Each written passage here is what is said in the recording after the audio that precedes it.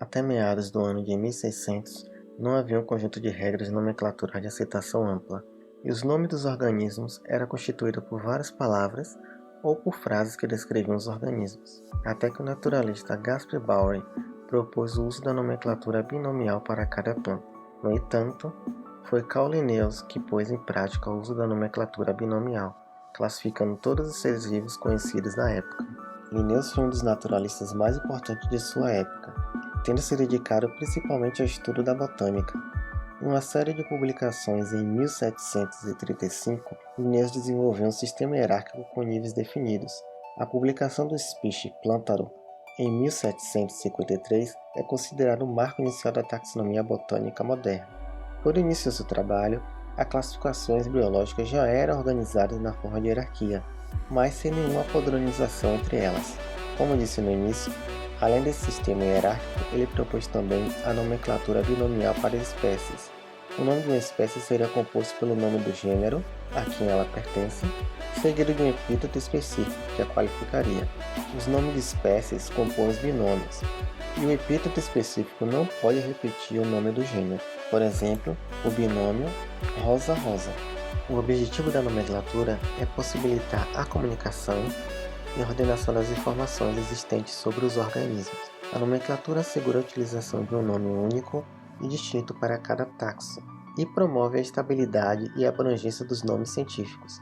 Por exemplo, dentro do taxon da família Asteraceae, há espécies de girassóis Helianthus annus e Helianthus tuberosus. Nesse caso, o gênero é Helianthus e o epíteto annus ou tuberosus. Só para ressaltar, segundo o Código de Nomenclatura Botânica, só o gênero pode ser abreviado.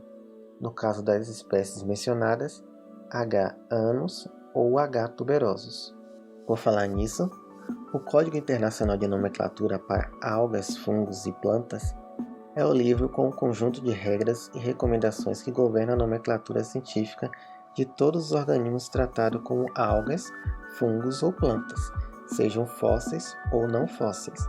Anteriormente, esse código era conhecido como Código Internacional de Nomenclatura Botânica, mas o nome foi mudado no Congresso Internacional de Botânica que ocorreu em Melbourne, Austrália, em julho de 2011. Essas regras são seguidas por toda a comunidade científica internacional que trabalha com taxonomia. A taxonomia é a ciência que lida com a descrição, identificação e classificação dos organismos em taxons. Essas regras são usadas, por exemplo, quando um pesquisador descobre uma espécie nova para a ciência e quer descrevê-la. Esse código visa promover um método de denominação dos grupos taxonômicos, evitando e rejeitando o uso de nomes que possam causar erro ou indeterminação. Por isso, é definitivamente necessário seguir algumas regras no ato da publicação do nome da espécie.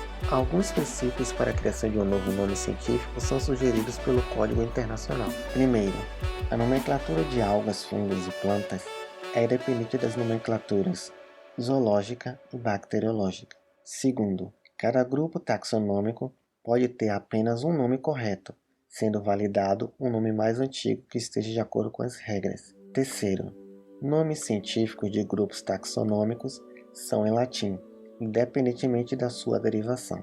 Quarto, as regras de nomenclatura são retroativas, a menos que expressamente limitadas. Quinta, a autoria dos nomes científicos é indicada pelo acréscimo do nome do autor ao nome do taxon. Essa indicação de autoria pode ser feita para nomes de taxons em qualquer categoria, mas quando uma espécie descrita em um gênero é transferida para outro gênero, em razão de um novo rearranjo taxonômico, o nome do autor original da espécie passa a ser citado entre parênteses e o nome do pesquisador que propôs a nova combinação também é citado após o nome do autor original. Um exemplo é a Fabaceae Senna rugosa, que foi originalmente descrita em outro gênero por J. Don e posteriormente transferida por Irwin e Barnaby para o gênero Senna. Quando os exemplares são depositados em um herbário, a espécie descrita recebe uma tipificação. O holótipo é o primeiro exemplar descrito para a espécie e que é escolhido na publicação em que o taxon é descrito e nomeado pela primeira vez.